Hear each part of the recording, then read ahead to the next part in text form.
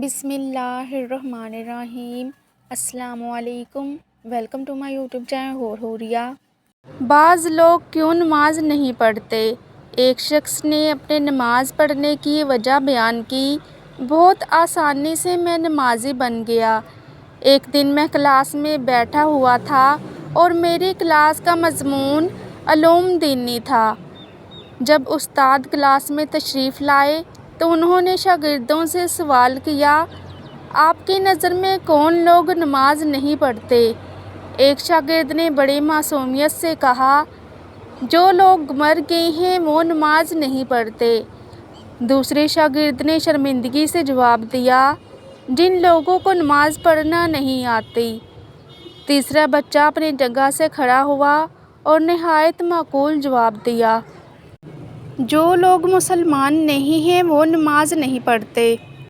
इसी तरह एक और बच्चे ने जवाब दिया, जो लोग काफिर हैं वो नमाज नहीं पढ़ते।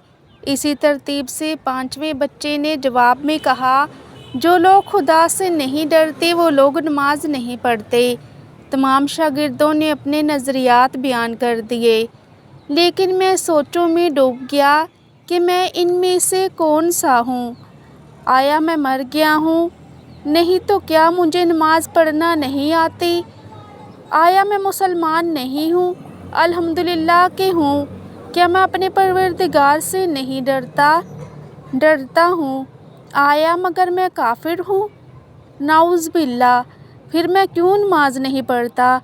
मैं अपने आप से कहने लगा, अगर कब्र की पहली रात मुझसे सवाल किया गया कि तुम जिंदा थे, नमाज भी आती थी, मुसलमान भी थे, अल्लाह से डरते भी थे, फिर भी तुमने नमाज क्यों नहीं पढ़ी?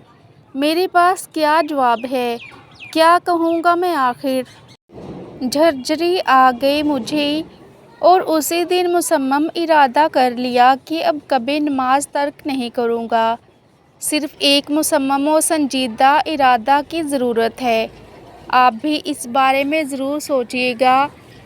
और नमाज क्योंकि फ़र्ज़ इबादत है, इसलिए इसे किसी हालत में भी छोड़ा नहीं जा सकता, क्योंकि क़यामत के दिन सबसे पहले जो सवाल किया जाएगा वो नमाज के बारे में ही किया जाएगा। इसलिए अपने तमाम ज़रूरी कामों को छोड़कर 5 वक्त की नमाज पाबंदी से अदा कीजिए, क्योंकि नमाज से ज़रूरी तो कुछ भी नहीं। इसलिए कोशिश कीजिए कि 5 वक्त की नमाज बग़ैर किसी नागा के अदा कीजिए, क्योंकि अगर आप नमाज नहीं पढ़ते तो आप ना तो दुनिया में कामयाब हो सकते हैं और ना ही आखिरत में, क्योंकि नमाज के बगैर कामयाबी हासिल नहीं की जा सकती। नमाज ही कामयाबी की कुंजी है। अब ये आप पर है कि क्या आप कामयाब होना चाहते हैं, दुनिया में भी और आखिरत में भी। अगर हाँ, तो नमाज को पाबंदी से अदा कीजिए, क्योंकि नमाज के बगैर आप कामयाबी हासिल नहीं कर सकते।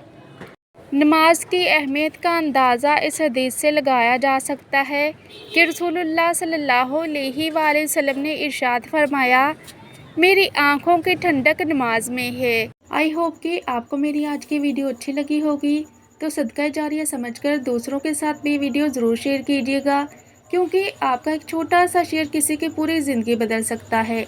तो मज़ीद ऐसी इस्लामिक वीडियोज़ के लिए मेरे चैनल को सब्सक्राइब करना मत भूलिएगा, ताकि आपको मेरी हर नई अपलोड होने वाली वीडियो का नोटिफिकेशन टाइम पर मिलता रहे। जज़ाकल्लाह।